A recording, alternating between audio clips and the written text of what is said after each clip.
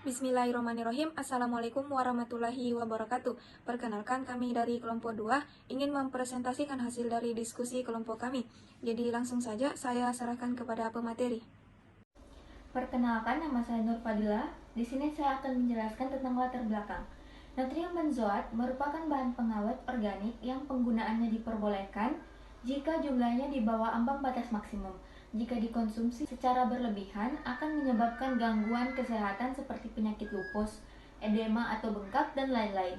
Menurut Peraturan Badan Pengawas Obat dan Makanan Republik Indonesia Nomor 36 Tahun 2013 tentang batas maksimum penggunaan bahan pangan, penggunaan natrium benzoat pada produk sari buah atau sayur dan produk kedelai non fermentasi adalah 600 mg per kilogram pangan dengan ADI 0-5 mg per kilogram bebek. Penelitian ini bertujuan untuk melakukan validasi terhadap metode spektrofotometri UV-Vis yang akan digunakan untuk penetapan kadar natrium benzoat dalam sari kedelai di 3 kecamatan yang ada di wilayah Kabupaten Tulung Agung menggunakan instrumen spektrofotometri UV-Vis. Yang pertama, pengambilan sampel. Teknik pengambilan sampel dalam penelitian ini adalah pengambilan sampel secara acak, yaitu setiap populasi memiliki kesempatan yang sama untuk terpilih menjadi sampel. Pada penelitian ini menggunakan sampel yang berjumlah 5 sampel sari kedelai dengan merek yang berbeda. Selanjutnya, preparasi sampel. Sampel ditimbang sebanyak 40 gram menggunakan botol timbang dan ditambahkan 3 gram NaCl serbuk. Diaduk sampai homogen, kemudian dimasukkan ke dalam labu ukur 100 ml. Tambahkan 40 ml larutan NaCl jenuh dan 10 ml NaOH 10% ke dalam labu ukur menggunakan kertas indikator universal, sehingga diperoleh larutan yang bersifat alkalis dengan pH kurang lebih 10. Tambahkan 2 ml HCl, kemudian diencerkan dengan larutan NaCl jenuh sampai tanda batas, dan selanjutnya dilakukan uji kualitatif dan kuantitatif. Uji kualitatif, metode yang digunakan yaitu titrasi asam basa. Sebelum dilakukan titrasi, sampel dipanaskan terlebih dahulu dengan tujuan untuk menghilangkan buih yang terdapat dalam sampel. Setelah hilangnya buih dilanjutkan dengan titrasi, yaitu dengan memasukkan sampel sari kedelai sebanyak 50 ml ke dalam Erlenmeyer, ditambahkan Aquades 12 ml, ditambahkan indikator PP 3 tetes, dan selanjutnya dititrasi dengan NaOH 0,005 N sampai berwarna merah muda. Selanjutnya optimasi panjang gelombang. Larutan induk natrium benzoat 100 ppm diambil 5 ml menggunakan pipet volume, kemudian dimasukkan ke dalam labu ukur 100 ml, ditambahkan Aquades sampai tanda batas dan dihomogenkan. Selanjutnya dibaca absorbansinya pada rentang 200 sampai 400 nm. Larutan sampel yang sudah dipreparasi dipipet sebanyak 5 ml, kemudian dimasukkan ke dalam labu ukur 50 ml, ditambahkan dengan 2 ml HCl 0,1 N, dicek pH larutan dengan indikator universal dengan pH 2, ditambahkan Aquades sampai tanda batas, lalu diukur pada panjang gelombang maksimum yaitu 226 nanometer dengan spektrofotometer UV-Vis, replikasi sebanyak 3 kali pada masing-masing sampel. Adapun metode selanjutnya yaitu validasi metode, yang dimana terdiri atas 4 pengujian. Yang pertama uji linearitas, yang kedua uji akurasi, yang ketiga uji presisi, dan yang keempat uji lot dan log. Adapun penjelasan mengenai uji linearitas yaitu larutan standar natrium benzoat 100 ppm dibuat 5 variasi konsentrasi, yaitu 15 ppm, 30 ppm, 45 ppm, 60 ppm, dan 75 ppm. Masing-masing konsentrasi diukur absorbansinya menggunakan spektrofotometer UV-Vis dengan replikasi sebanyak 3 kali pada panjang gelombang maksimum yaitu 226 nanometer. Selanjutnya dibuat kurva kalibrasi dengan konsentrasi standar sebagai sumbu X dan absorbansi sebagai sumbu Y. Linearitas yang baik dinyatakan dengan nilai koefisien korelasi R kuadrat yang mendekati 1. Kemudian selanjutnya ada uji akurasi. Uji akurasi ini dilakukan dengan menggunakan metode spiking, yaitu penambahan baku. Metode spiking dilakukan dengan mengambil 5 ml sampel dan ditambahkan larutan standar dengan konsentrasi 46,21 ppm sebanyak 2,3 ml untuk sampel A. Sampel B ditambahkan larutan standar dengan konsentrasi 40,143 ppm sebanyak 2 ml. Sampel C ditambah larutan standar dengan konsentrasi 49,52 ppm sebanyak 2,4 ml. Sampel D ditambahkan larutan standar dengan konsentrasi 50,742 ppm sebanyak 2,5 ml dan sampel E ditambahkan larutan standar dengan konsentrasi 40,072 ppm sebanyak 2 ml. Kemudian dihomogenkan dan diukur absorbansinya pada panjang gelombang 226 nanometer. Selanjutnya dihitung persen recovery. Uji akurasi dapat diterima jika persen recovery yang diperoleh berada dalam rentang 80 sampai 120%. Nah, untuk yang ketiga yaitu uji presisi.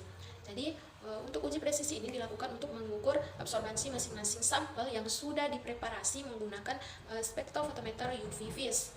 Nah, untuk panjang gelombang maksimum pada uji presisi ini yaitu 226 nanometer, kemudian direplikasikan sebanyak 3 kali.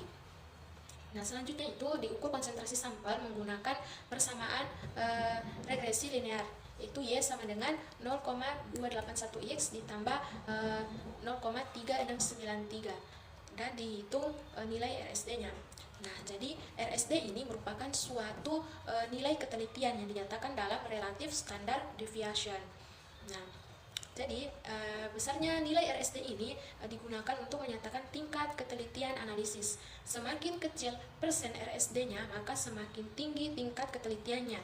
Jadi untuk uji presisi ini nilai maksimum atau nilai yang dapat memenuhi kriteria uji presisi ini yaitu kurang dari atau sama dengan 2%.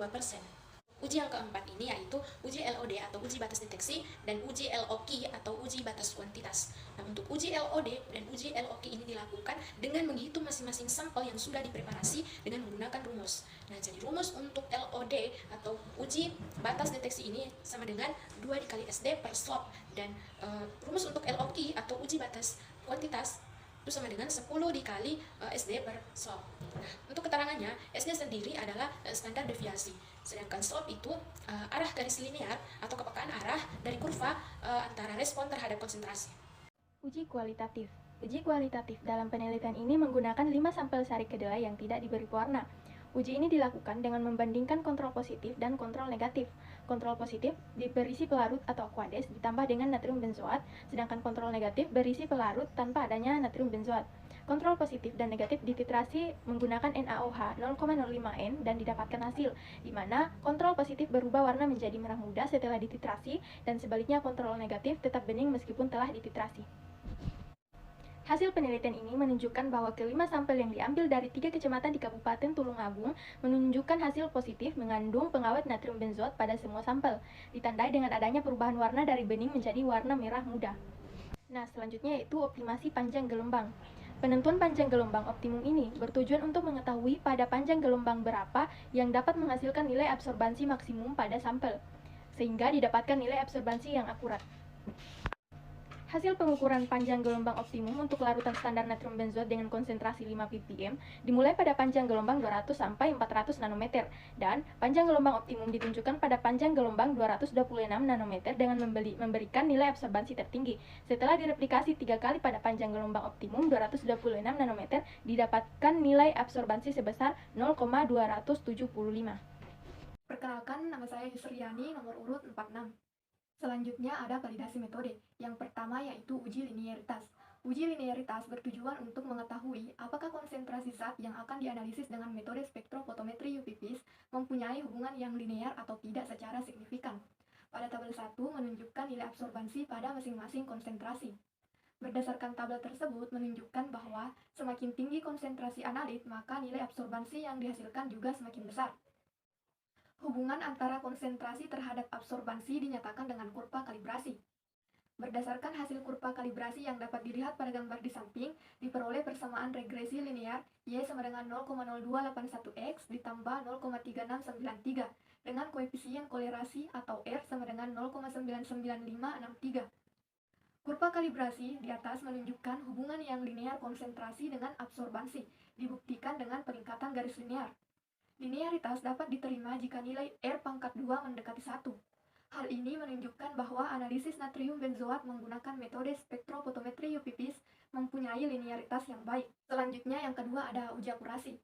Berdasarkan tabel 2 di samping menunjukkan bahwa nilai absorbansi speaking lebih tinggi dibandingkan dengan nilai absorbansi sampel. Speaking merupakan penambahan standar pada larutan sampel. Kemudian berdasarkan tabel 3 dapat dilihat bahwa Rata-rata hasil uji perolehan kembali atau persen recovery untuk natrium benzoat sebesar 97,58%. Persen recovery tersebut menunjukkan kecermatan atau akurasi yang baik pada saat pemeriksaan kadar natrium benzoat dalam sampel. Hasil uji perolehan kembali atau persen recovery ini memenuhi syarat akurasi yang telah ditetapkan, yaitu berada pada rentang 80 hingga 120%. Ya baik, selanjutnya kita masuk di yang ketiga, yakni uji presisi. Nah, presisi ini merupakan ukuran derajat keterulangan dari metode analisis yang memberikan hasil yang sama pada beberapa perulangan. Berdasarkan pada data tabel 4 yang diperoleh yang ada di bawah ini, nilai simpangan baku relatif atau RSD sebesar 0,045%. RSD pada uji presisi ini memenuhi persyaratan karena berdasarkan literatur suatu metode memberikan keterulangan yang baik jika nilai RSD-nya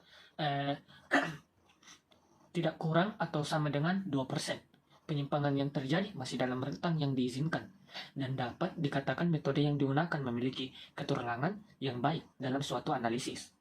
Semakin kecil nilai persen RSD-nya yang diperoleh, maka semakin tepat analisis yang dilakukan dan semakin baik digunakan untuk analisis suatu senyawa kimia. Nah, selanjutnya yang keempat yaitu uji LOD dan LOQ. Nah, LOD ini merupakan konsentrasi analit terendah dalam sampel yang masih dapat dideteksi dan masih memberikan respon signifikan dibandingkan dengan blanko. LOQ ini merupakan kuantitas terkecil analit dalam sampel yang masih dapat memenuhi kriteria akurasi dan presisi. Berdasarkan tabel 5 yang ada di bawah ini, diperoleh LOD sebesar 0,3 ppm. Dan untuk pengujian kadar natrium benzoat menggunakan spektrofotometri UV vis, ini berarti bahwa natrium benzoat pada konsentrasi tersebut masih dapat terbaca absorbansinya.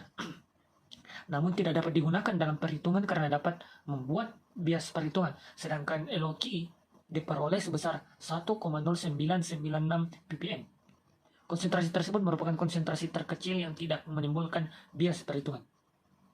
Ini cara perhitungan dari tabel hasil uji LOD dan LOQ, di mana rumus LOD yaitu 3 kali SD per slope dan LOQ dengan rumus 10 dikali SD per slope, di mana SD adalah standar deviasi dan slope adalah arah garis linear atau B pada garis persamaan Y sama dengan A X tambah B, di mana yaitu B-nya adalah 0,3693. Nah, pada sampel A tersebut standar deviasinya yaitu 0,0385 dan hasil dari perhitungannya yaitu LOD didapatkan 0,313 ppm dan LOQ sebanyak 1,043 ppm. Nah, pada sampel B standar deviasinya yaitu 0,0385 yang dimana hasilnya yaitu LOD 0,313 ppm dan LOQ-nya yaitu 1,043 ppm. Nah, pada sampel C, standar deviasinya yaitu 0,063 yang dimana hasilnya yaitu LOD-nya 0,512 ppm dan LOQ-nya yaitu 1,706 ppm. Pada sampel D, SD-nya yaitu 0,025 yang dimana hasilnya yaitu LOD-nya 0,203 ppm dan LOQ-nya sama dengan 0,677 ppm. Pada sampel E, SD-nya yaitu 0,038, di mana hasilnya itu LOD-nya 0,309 ppm dan LOQ-nya 1,029 ppm. Uji kuantitatif penetapan kadar natrium benzoat dalam sari kedelai. Uji kuantitatif bertujuan untuk menetapkan kadar natrium benzoat dalam sampel dengan cara mengukur absorbansi sampel pada panjang gelombang 226. Kemudian dilakukan perhitungan kadar senyawa natrium benzoat menggunakan persamaan regresi linear Y 0,0281x plus minus 0,3693 dengan memasukkan nilai absorbansi masing-masing sampel pada konstanta X. Contoh pada tabel penetapan kadar natrium benzoat dalam sari kedelai. Sampel A, kadarnya 92,243 plus minus 0,039. Sampel B 80,286 plus minus 0,039. Sampel C kadarnya 99,04 plus minus 0,063. Sampel D kadarnya 101,483 plus minus 0,025. Sampel E kadarnya 80,143 plus minus 0,038. Berdasarkan tabel 6 diperoleh kadar dalam sampel A sebesar 92,243 tambah 0,039 ppm, sampel B sebesar 82,286 plus minus 0,039 ppm, sampel C sebesar 99,04 plus minus 0,0663 ppm, sampel D sebesar 11,483 plus minus 0,025 ppm, dan sampel E sebesar 80,143 plus minus 0,038 ppm. Menurut Peraturan Menteri Kesehatan Republik Indonesia Nomor 033 Tahun 2012, kadar maksimum natrium benzoat yang diperbolehkan dalam pangan sari kedelai adalah 600 mg per kilogram ppm.